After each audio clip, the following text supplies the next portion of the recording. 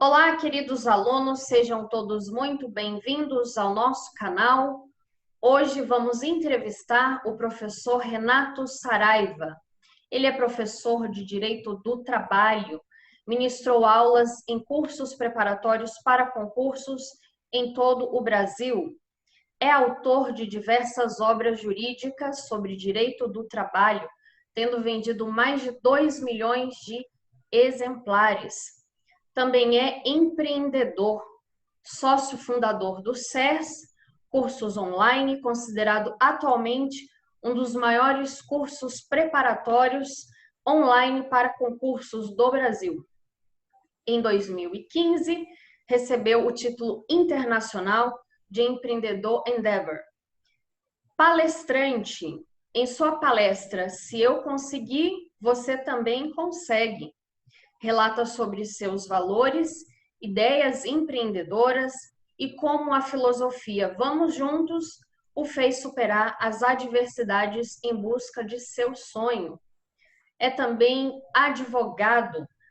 Depois de atuar no Ministério Público do Trabalho, mudou de rumo para realizar o sonho de exercer a advocacia. É ex-procurador do Trabalho. Em 2001, foi aprovado no concurso público da Procuradoria Regional do Trabalho, da 6ª Região com sede em Pernambuco. Atuou por 16 anos como procurador do trabalho e assim adquiriu experiência ímpar e vivenciou na prática a aplicação das leis trabalhistas.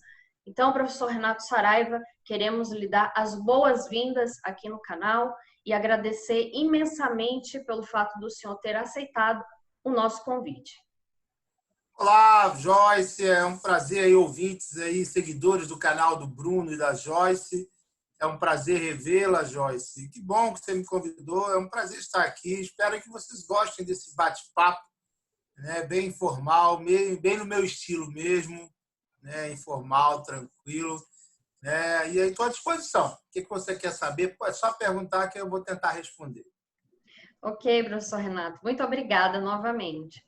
Então, o tema de hoje da nossa entrevista é Direito do Trabalho no pós-pandemia. Como primeira questão, professor Renato, nós gostaríamos de saber qual tem sido o reflexo da pandemia nas relações de trabalho.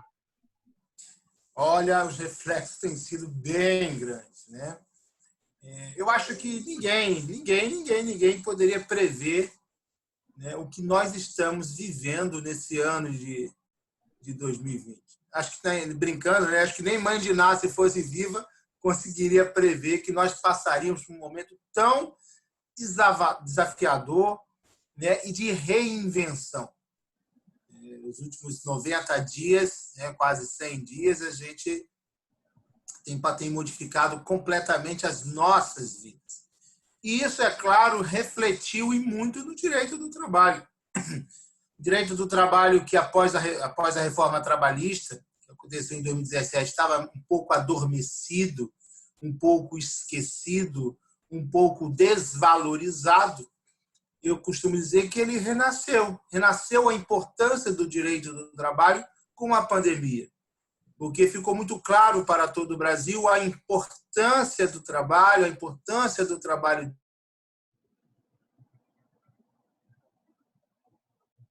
Todos nós ou somos trabalhadores ou vivemos ou convivemos com amigos, familiares e parentes que também são trabalhadores. E com a pandemia, né, se tirou a possibilidade para a maioria de continuar trabalhando, principalmente para aqueles trabalhadores que laboravam em atividades físicas, né, como o pessoal do comércio, o pessoal da construção civil, a galera da indústria. Esses foram os mais prejudicados. A população, os trabalhadores mais humildes, mais pobres, foram muito, mas muito prejudicados. Aquela galera que já trabalhava com a internet, que já trabalhava com trabalhos intelectuais, digamos que sofreu bem menos impacto. Por exemplo, a minha empresa, o meu curso, o SES, nós estamos desde março no sistema de home office e, Joyce, a produtividade aumentou. né? Graças a Deus, a gente tem conseguido manter o faturamento e a nossa produtividade aumentou e a qualidade de vida dos nossos colaboradores também. Tanto isso é verdade, depois, se você quiser, eu trago mais detalhes, nós vamos continuar no home office. Nós definimos que o home office será o esquema de trabalho do SESI em caráter definitivo. Então, estamos reestruturando toda a nossa organização, vamos ter uma sala bacana de interação das pessoas. Uma vez por semana, o empregado vai na empresa, mas nos outros dias ele fica em casa, no sistema de home office. E eu tenho hoje 140 funcionários, mais uns 20 estagiários e aprendizes, todo mundo vibrando muito com essa nova possibilidade. A gente pode até depois falar um pouco mais em home office. Mas é claro que nós tivemos modificações importantes e nasceu com essa questão da pandemia uma legislação trabalhista transitória. Uma legislação trabalhista transitória que, inclusive, afetou dispositivos constitucionais, relativizou alguns dispositivos constitucionais, algumas cláusulas pétreas trabalhistas, por exemplo, né, como a medida provisória 927 e a medida provisória 936, que autorizaram que o acordo individual prevalecesse, por exemplo, a MP 927, inclusive sobre a lei e sobre a norma coletiva. A medida provisória 936, que autorizou a redução de salários e jornada ou até a suspensão do contrato de trabalho mediante simples acordo individual escrito entre empregado e empregador, sem necessidade de negociação coletiva. Quando a Constituição deixa claro que qualquer redução de salário tem que ter a intervenção do sindicato, tem que ter negociação coletiva. Mas, nesse período de exceção, alguns direitos trabalhistas, algumas cláusulas pétreas tiveram que ser relativizadas em benefício de um bem maior, que era a saúde dos trabalhadores e, claro, a própria sobrevivência das empresas, porque sem empresa também não tem trabalho, né? Sem trabalho não tem trabalhador. Então, isso mudou muito, muito e muitas relações e quantas empresas não suspenderam os contratos de trabalho, quantas e quantas empresas não reduziram o salário e a jornada dos trabalhadores. Muitas, milhões de trabalhadores foram dispensados, né, com a alegação do motivo de força maior previsto no artigo 502, lá 501, 502 da CLT, o que gera redução da multa indenizatória dele pela metade, não gera pagamento de aviso prévio. Ou seja, realmente houve uma mudança muito grande na vida dos trabalhadores. E aí começou essa discussão que impera até hoje entre a questão da saúde e a segurança das pessoas e a questão econômica, né? Que, na verdade, criou-se no Brasil, infelizmente, a política levou a uma discussão, uma briga entre a saúde e a economia, quando, na verdade, elas têm que caminhar juntos. Justamente porque a gente também entende de que quando as empresas estão paradas, elas não conseguem produzir, se não conseguem produzir, não conseguem gerar renda para os próprios trabalhadores. Mas, de outro lado, tem também a questão da segurança e da saúde, porque se também liberar sem ter um certo afastamento social, os hospitais nossos não dão conta, né, da quantidade de doentes que vem chegando. Então, é uma situação muito difícil e que mudou muito e que vai mudar ainda mais. Eu prevejo que o novo normal será bem diferente do que acontecia até março desse ano. Então, o novo normal será diferente. Eu acho que, de fato, aquelas atividades que sejam possíveis, o home office vai passar a imperar. Nós temos várias empresas de tecnologia, até Google, Facebook, todo mundo está, Microsoft, todos estão migrando o seu trabalho, pelo menos grande parte dos trabalhadores, para o sistema de home office. Não é verdade? Então, isso é uma coisa que vai acontecer. Também acho que, com essa questão da pandemia, vai haver uma evolução muito grande, né, na parte da educação. Ainda havia uma resistência muito grande, né, em relação à educação com a metodologia de educação à distância. Havia uma resistência muito grande das escolas, das universidades e até dos professores em adotar a educação à distância. E aí, a fórceps, de maneira obrigatória, não havia nenhuma alternativa, todos tiveram que migrar para online. E a gente começou a perceber que tinha muita coisa interessante no online, que poderia também haver interação e que poderia ser bem mais barato. Quantas e quantas reuniões, Jorge, quantas e quantas viagens eu já não fiz para São Paulo, para Brasília, para e coisas que eu poderia ter resolvido através de uma ferramenta que a gente está usando agora, o Zoom. Né? Quanto dinheiro a gente tem gasto. Imagine quantas empresas tinham uma estrutura enorme, monstruosa, um custo elevadíssimo e agora podem ter uma estrutura menor. Então, as pessoas começaram a repensar. Talvez os grandes centros urbanos eles se modifiquem muito em certo tempo. As pessoas vão começar a perceber que morar no interior talvez seja bom, talvez ele tenha uma qualidade de vida. Eu estou desde março aqui em Tamandaré, Pernambuco. Ele é uns 90 quilômetros afastado de Recife, 1h40. Poxa, eu tenho, graças a Deus, eu tenho uma casa aqui à beira-mar. Gente, a qualidade de vida que eu estou experimentando nesses 100 dias é impressionante. Então, eu vou correr na praia, eu tenho mar, eu consigo meditar, eu tenho sol, eu tenho o verde. E estou continuando trabalhando normal, continuo produzindo normalmente, mas corro de manhã, vejo o pôr do sol no final da tarde. Eu acho também que isso vai ter uma mudança muito grande, claro, naquela atividade onde seja possível, né, com as pessoas partindo, deixando de morar nesses grandes centros e começando a morar no interior. Isso também vai gerar um desenvolvimento maior para o interior do Brasil. Bom, muitas coisas, né? Com certeza, professor Renato. O mundo não será mais o mesmo, né, depois dessa pandemia. E eu acredito que uma palavra que combina bastante, digamos que poderíamos ter quase como um significado de sinônimo, é a reinvenção. Nós vamos ter que aprender a nos reinventar a partir de um acontecimento que ninguém previu e que, sem dúvida, mexeu na vida de todos nós de formas bastante peculiares, não é mesmo? E gostaríamos de saber, na sua percepção, que estratégias os empreendedores eles poderiam desenvolver para minimizar ou mitigar os efeitos da pandemia nos seus negócios. Você até já citou alguns, né, dos elementos tecnológicos, mas se quiser também pontuar mais outros elementos. Veja, eu acho que você tem duas maneiras, duas situações na pandemia. Você vai ter aquelas pessoas que vão ficar sentadas chorando e reclamando da vida, e vão ter outras pessoas que vão aproveitar aquele momento e enxergar com oportunidade. Alguns vão ficar chorando e outros vão vender máscara, entendeu? Vão vender luvas. Então, é esse o espírito que tem que ser do empreendedor. E o empreendedor brasileiro, ele é muito criativo. Então, a gente consegue perceber que muitos e muitos empreendedores, não só a galera da área tecnológica, mas a gente vê, por exemplo, muitos restaurantes que fecharam porque não estão conseguindo atender o público, porque não podem, mas instalaram respectivos deliveries. Várias e várias lojas que passaram a entregar, né, a comida, o produto na casa, né, que não tinham esse hábito, passaram a entregar o produto na casa do cliente. Muitos negócios que eram feitos de uma forma passaram a ser feitos de outra. Por exemplo, a pessoal da artista sofreu bastante, né, os músicos, os cantores. O que os artistas fizeram? Se reinventaram. Então, começaram a surgir as lives, né, onde eles conseguiram patrocínios e com a mesma live de 4, 5 horas, eles conseguiam, às vezes, o faturamento dos shows todos de um mês. Então, cada um está procurando encontrar uma forma de se reinventar, não é verdade? E é interessante que a própria população ela vem também ajudando, principalmente, aquele empresário menor, aquele pequeno empresário. A gente percebe que as pessoas estão consumindo preferencialmente de empresas do bairro, de empresas menores, mais perto da sua casa, porque sabe que esses têm a maior dificuldade. E não tem jeito.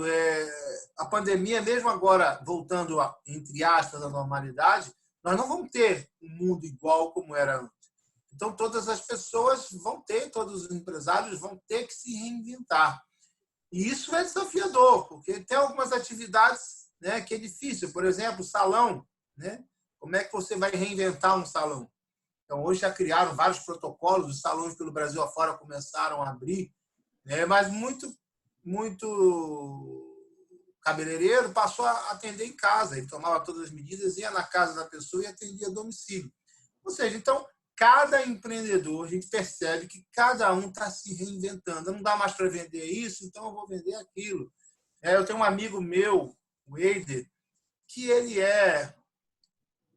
trabalha com festas. Ele é um decorador espetacular, maravilhoso, maravilhoso. E o melhor de Pernambuco é o Eider.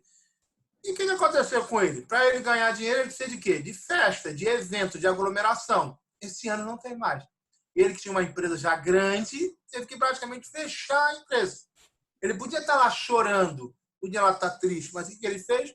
Começou a inventar cestas. E ele é muito talentoso, tem uma habilidade manual. Então, ele inventou a cesta do Dia das Mães, inventou a cesta do Dia dos Namorados, agora veio a cesta do São João, né? Tem a cesta de aniversariante, vai vir a cesta do Dia dos Pais, e está vendendo muitas e muitas cestas e está sobrevivendo. Então, está se reinventando, porque esse ano, com certeza, ele não vai fazer festa. Porque não tem, né? As pessoas não podem fazer festa, né? Aquelas que tem alguns youtubers aí fazendo festa estão sendo massacrados aí na internet, né? Então, ou seja, existem muitas possibilidades de reinvenção. No meu caso, especificamente, eu não tive que me reinventar muito, porque o SEM já era uma empresa digital desde 2009. Mas, mesmo assim, eu me reinventei. Eu vou te dar um exemplo. Além dos meus funcionários estarem em casa, por coincidência, eu também tenho uma empresa de tecnologia e eu acabei de produzir, de inventar um produto que chama-se My Home Studio, que é o seu estúdio portátil, onde você, de casa, usando o seu próprio computador com webcam, você consegue gravar suas aulas, produzir suas aulas, usar os slides, editar, tudo de maneira simples e concreta. O que eu fiz? Aproveitei a pandemia, eu tinha mais de 20 estúdios espalhados, fechei os estúdios do Rio, fechei os estúdios de São Paulo, Vinhedo, Bahia, Curitiba, fechei tudo e todos os professores agora, eles têm o My Home Studio em casa. Então, todo mundo está gravando em casa. Então, não houve nenhum prejuízo quanto às gravações. Os alunos que compraram o curso não tiveram nenhum prejuízo. Eu economizei barbaridade nessas localidades em que o estúdio era caro você manter. E a gente continua, graças a Deus, trabalhando, produzindo. Então, é sempre um momento de crise e também é um momento de oportunidade. Então, você não pode ficar reclamando da vida, você precisa se reinventar. As escolas mesmo, né? Mesmo as escolas de ensino fundamental, onde a dificuldade é maior, principalmente nas crianças menores, né? Dos primeiros anos, porque elas precisam, na escola, não só da educação, elas precisam da interação com os outros colegas, até essas se reinventaram. Eu tenho um filho de 7 anos que está estudando online, meu filho de 13 também está estudando online, né? Minha esposa vai à universidade também estudando online. Ou seja, no fundo, todo mundo teve que se reinventar, se readaptar e se preparar para o novo mundo. Muitas e muitas profissões vão deixar de existir, mas muitas e muitas profissões ainda não existem e vão existir em curto espaço de tempo, né? Então, é isso. É todo mundo tendo que se reinventar para poder sobreviver e continuar a vida. Legal, muito bacana, professor Renato, essa sua abordagem otimista, né? Dando até aqui já uma certa dica a todos os que estão nos assistindo, a comunidade acadêmica, né, o público em geral, ou seja, tentar ver além do que se está sofrendo no momento, né, tentar pensar em novos nichos, como o senhor bem colocou, reinventar-se, acho que essa é a palavra do momento.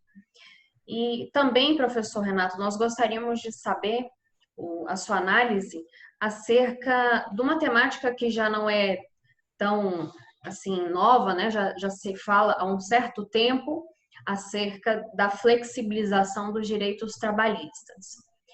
Com o advento da pandemia do coronavírus, será que vai ganhar mais força esse tema na academia? Qual que é a visão particular do senhor sobre isso? Veja, eu acho que a reforma trabalhista que ocorreu em 2017 foi só o início. Ela vai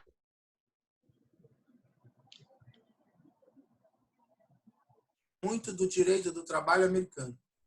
Ou seja, aonde lá nos Estados Unidos, né, os trabalhadores eles ganham por hora. Trabalhou, ganha, não trabalhou, não ganha. Então, eu acho que é um caminho que o Brasil vai naturalmente ter que seguir.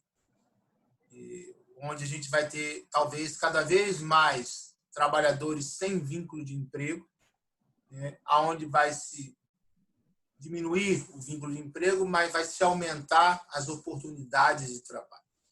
O fato é que hoje, para uma empresa ter um trabalhador, eu não acho até que as empresas pagam pouco, mas o custo de um trabalhador é muito caro numa empresa. a cada R$ 1 que você paga a um trabalhador, você gasta com tributos mais de 1,20. Então, você manter um trabalhador é muito caro. Você dispensar um trabalhador é muito caro. Você manter um contrato de trabalho é muito caro. Então, você veja que nessas reformas que já houve, a gente já possibilitou, ou seja, o Brasil já aceita a terceirização de atividade fim. O Supremo Tribunal Federal, né, julgou semana passada em caráter definitivo que é lícita a lei que alterou, que possibilitou a terceirização de atividade fim. A gente já tem a possibilidade, nós já temos a possibilidade do trabalho autônomo, né, com exclusividade, que é meio esdrúxulo, mas já fala. O trabalho intermitente já foi regulamentado. A gente já tem o trabalhador hipersuficiente, um regramento diferente para aquele trabalhador que tem nível superior e que ganha altos salários. E, assim, eu defendo uma reforma total, trabalhista e sindical. Porque hoje você tem a mesma CLT que está ali atrás, a mesma CLT de 1943, ela cuida do trabalhador que ganha um salário mínimo, é a mesma CLT que cuida do trabalhador que ganha 20, 30, 40 mil reais por mês. Eu acho que a CLT ela tem que proteger aquele trabalhador hipossuficiente, aquele trabalhador que ganha menos. Esse precisa da proteção da lei, porque se não tiver, ele não tem como se defender. Mas não acho que a mesma CLT tenha que ser aplicado para trabalhador que ganha acima de determinada quantia. Os altos empregados, você não tem como aplicar a CLT. Então, eu acredito que, primeiro, a gente vai seguir, vai se aproximar muito, estou dizendo que seja bom, que seja ruim, estou dizendo a tendência. A tendência é a gente se aproximar do direito americano, onde o trabalhador recebe por hora.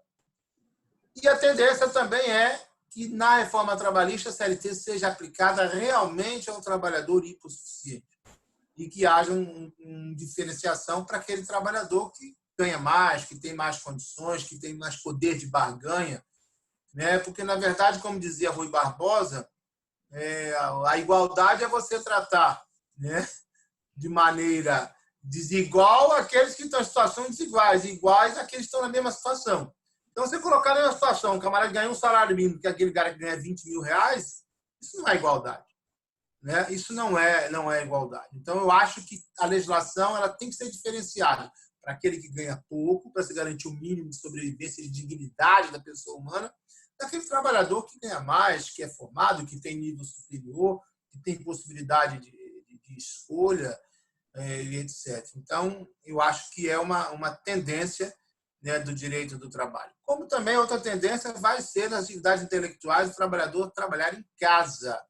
Eu estou vivenciando isso na minha empresa agora, eu estou impressionado como os meus empregados, os meus colaboradores estão felizes com essa possibilidade, com a possibilidade de eles poderem levar o filho todo dia para a escola de manhã, de levar o filho na escola e já ir para a academia e voltar e começar o trabalho deles às 9 horas.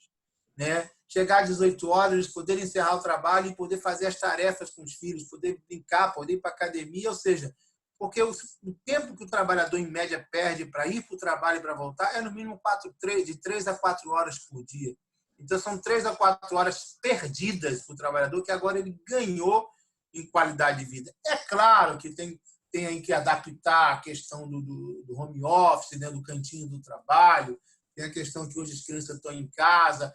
Mas, gente, eu passei a ser um admirador do home office, porque a minha qualidade de vida aumentou, a qualidade de vida dos meus funcionários aumentou e a produtividade aumentou. E não significa que estão trabalhando 10, 12 horas, não. Trabalha todo mundo de 9 às 18, né, com 1 hora de intervalo para o almoço. E o SES está rodando muito bem. Então, a questão do home office também é bom para o trabalhador, em todos os sentidos, e é bom para nós também, né? Diminui os trânsitos, a violência, monóxido de carbono, poluição, né? Então, eu acho que vai ser uma grande tendência. E eu acho que cada vez mais o trabalho subordinado, né, perderá força, certo? Para o trabalho não subordinado. Eu acho que essa tendência, esse excesso de proteção tende a diminuir. Muito interessantes, professor, essas suas percepções positivas, né, e realistas do que podemos fazer com o home office, né? Acredito que é uma tendência que tende realmente a aumentar daqui em diante mesmo. Muito, muito interessante. Muito obrigada pela sua análise. Agora falemos um pouquinho a respeito do ramo dos concursos públicos, nesse período da pandemia e também antevendo aí após pandemia.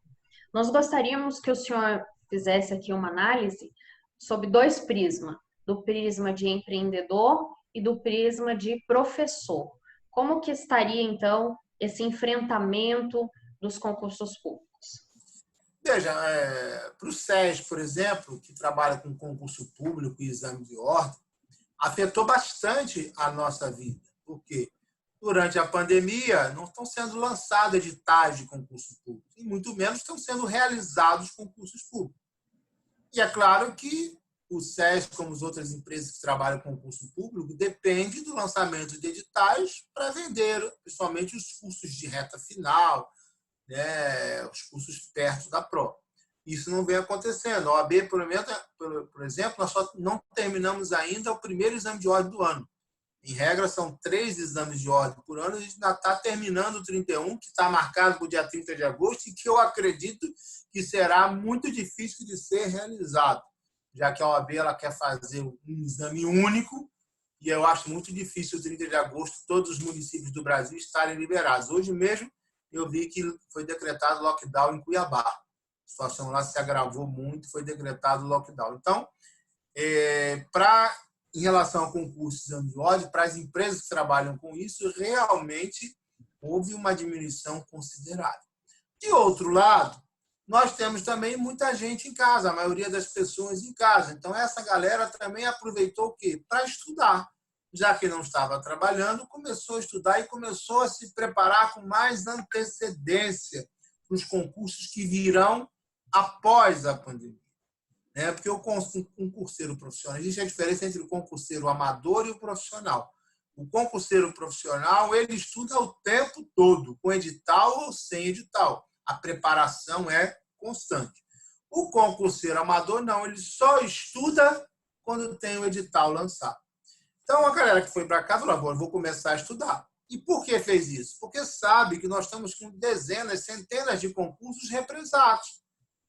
Concurso para polícia, concurso para juiz, para procurador, para analista.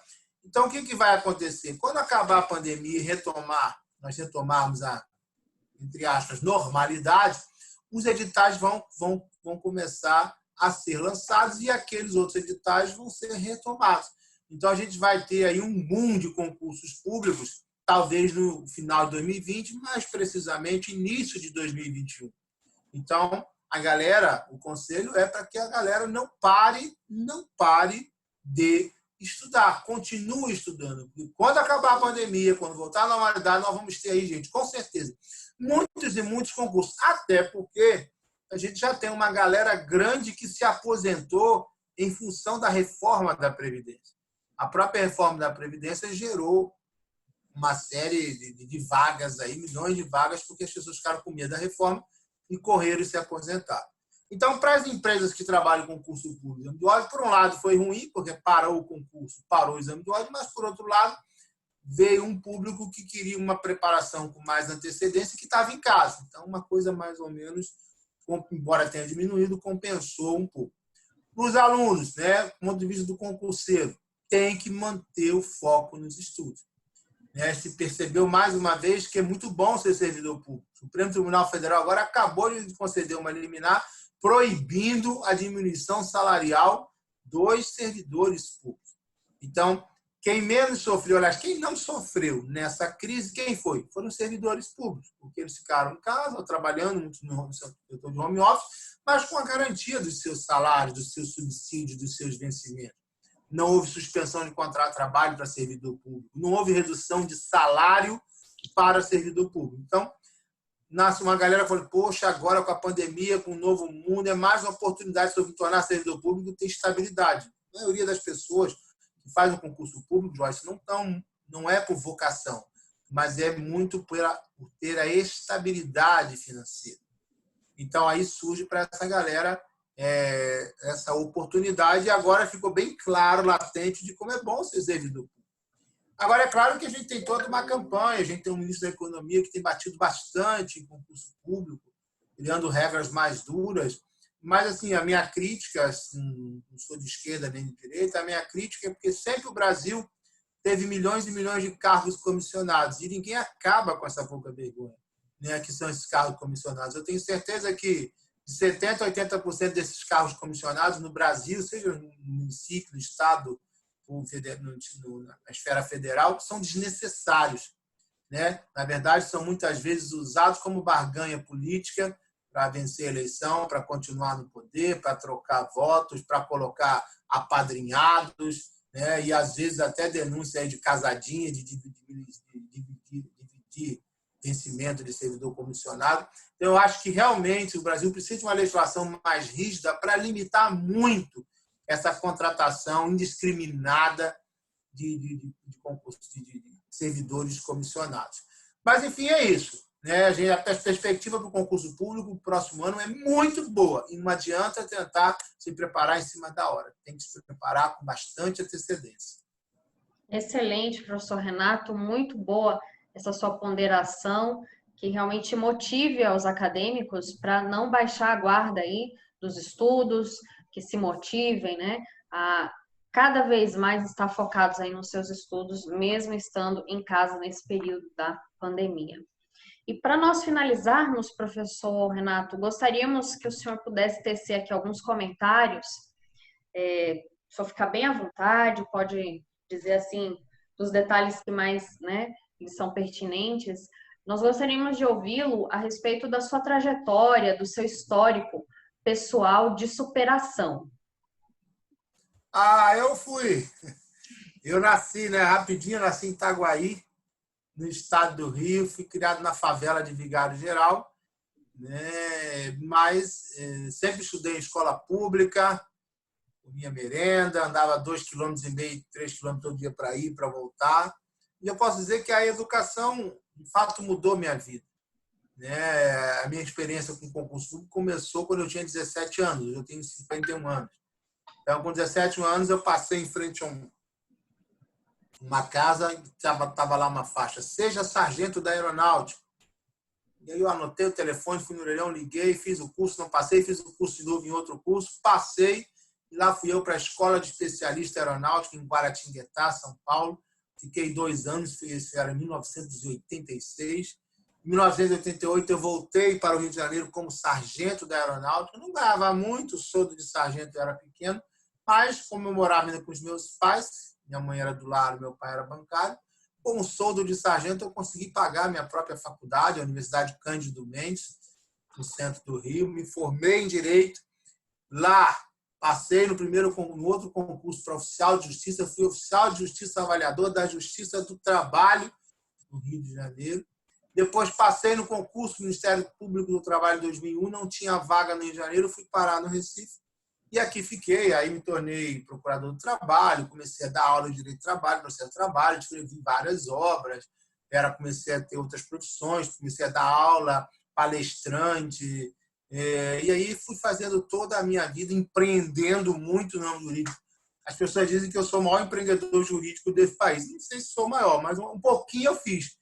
E aí, porque eu comecei a palestrar, eu dava aula de trabalho, processo de trabalho para todos os níveis, seja nível médio, analista, juiz, procurador. Eu era escritor, então eu também tinha um trabalho forte no Ministério Público, coordenava, trabalhava junto com vários colegas, fazia, inclusive, trabalho escravo, trabalho portuário, então a gente tinha uma atividade forte. Eu sempre tive mais de uma opção na minha vida, porque eu sempre acho que quem tem uma opção não tem nenhuma. Quem tem 2 tem uma, quem tem 3 tem 2. Então, sempre fui. Tanto que hoje, em 2017, eu saí do Ministério Público, o SES cresceu muito, né? Eu fundei o SES em 2009, o SES cresceu muito, eu pedi exoneração, me tornei advogado. E hoje eu tenho algumas profissões. Então, eu sou advogado, eu continuo sendo escritor, eu continuo sendo palestrante, eu continuo sendo professor e ainda sou coach. Então, na verdade, eu tenho várias profissões. Não exerço todas simultaneamente, né? E sou empresário. A minha principal profissão, evidentemente, é de empresário, mas eu sempre tenho mais de opção. Se fechar uma porta, eu tenho outra para eu correr e sobreviver. Então, essa é a minha filosofia de vida. De lá de baixo, e a educação mudou minha vida. Eu nunca precisei desviar nenhum dinheiro Nunca precisei sair do caminho correto para alcançar sucesso. E é isso que eu tento passar para os meus filhos e tento passar para os meus alunos também. Muito bonita a sua história, a sua trajetória, professor Renato. Assim que eu vi todo o relato, teve uma outra situação que o senhor deu uma entrevista e eu assisti, fiquei assim muito tocada, né? Porque muitas vezes a gente observa assim um profissional em destaque e não sabe os detalhes dessa jornada que o fez chegar ali, né? Então o senhor foi Sim. traçando como que uma escada, né, de degrau em degrau, e certamente Não, nessa. isso, as pessoas, o cara tá, porra, o cara tem uma sorte danada, tem uma casa da Mandaré, tá fazendo churrasco, mas não sabe o quanto o cara ralou para chegar lá. Né? Por Eu não aí. tive herança. Meu pai era pobre, minha mãe mais ainda. Então, tudo que eu conquistei foi com um trabalho honesto. Agora, eu tenho na minha maior virtude que eu acho que eu tenho, não é isso aí é besteira. É eu não ter mudado como pessoa. Eu sou o mesmo Renato lá quando eu era militar, eu sou hoje. Então, eu não mudei como pessoa. Eu tento atender todo mundo, eu sei que tem muito compromisso, mas você me chamou, eu estou aqui. Eu tento atender todas as pessoas na medida das minhas limitações, mas eu não mudei como pessoa. Aliás, se mudei, eu acho, né, que eu mudei para melhor. Continuo sendo uma pessoa humilde e se eu não puder ajudar, atrapalhar, eu não vou. Muito legal. Com certeza, nessa jornada, o senhor teve muitos incentivadores, né? E, sem dúvida, Bastante. o seu próprio incentivo, né? A sua própria determinação deve ter contado bastante nisso. E acredito que se torne um excelente exemplo para toda a comunidade acadêmica que está nos ouvindo agora, né? Para que as pessoas possam perceber que a diferença, ela ocorre numa decisão pessoal. A pessoa, ela quer fazer diferente, é possível, né? Acredito que a sua história de vida, professor Renato, ela transmite bem isso, né? O senhor chegou nessa etapa, né? Como já citou aí, tem vários nichos, várias profissões, várias articulações, mas isso não veio assim num estalo, né?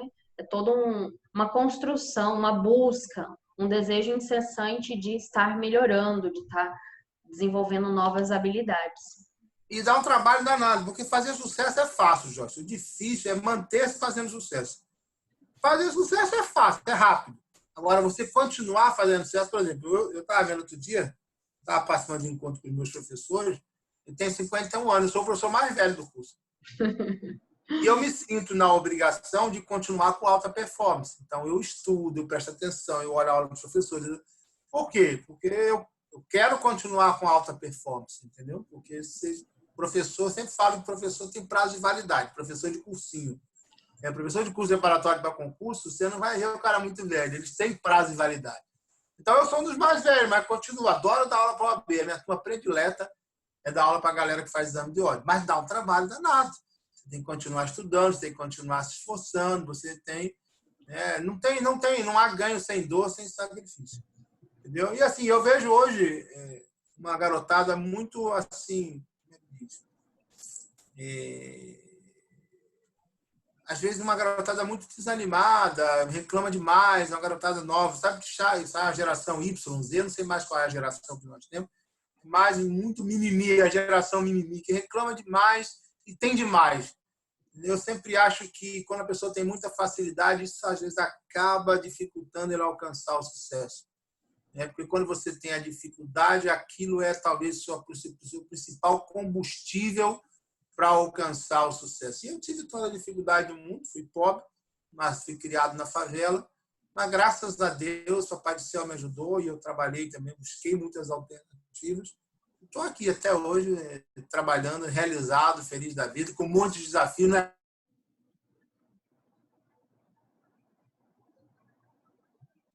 O Brasil é um país interessante que nem o passado é certo. Até o passado no Brasil é incerto. Então, é desafiador ser empreendedor, ser empresário no Brasil. Mas, enfim, mas também é o que motiva a nossa... Eu não bebo, né? Eu digo que a minha cachaça é empreender. E não é para qualquer um, nem todo mundo consegue empreender. Tem pessoas que não têm essa vocação, não têm essa característica, e aí muitos acabam enveredando realmente para o concurso público, que querem uma tranquilidade maior, querem uma segurança. E não tem certo, não tem errado, são características, né, de cada um. Perfeito. Muito obrigada, professor Renato Saraiva. Com certeza essa nossa conversa foi muito frutífera. Os alunos certamente vão tirar bastante lições, né? Então, tanto eu quanto o meu esposo Bruno, nós gostaríamos muito de lhe agradecer novamente pela sua disponibilidade de tempo, pela sua atenção, pelo seu carinho em participar aqui conosco no canal. Muito obrigada. Tá? Eu fico muito agradecido, e quando passar essa pandemia, ver se a gente marca aí algum encontro aí com os alunos aí presencial aí, né? Se Isso. Deus quiser, deixa passar a pandemia. Esse ano não. Esse E aí a ano gente não. volta a conversar. Chama o Ó, próximo. um grande abraço aí no Bruno. Galera do canal aí, espero que vocês tenham gostado. E parabéns, Bruno e Joyce, pelo trabalho desenvolvido, tá? Paz no coração de vocês e, ó, vamos Muito juntos. obrigada, professor Renato. Tudo de bom aí para o senhor e Tchau. para sua família. Tchau, tchau.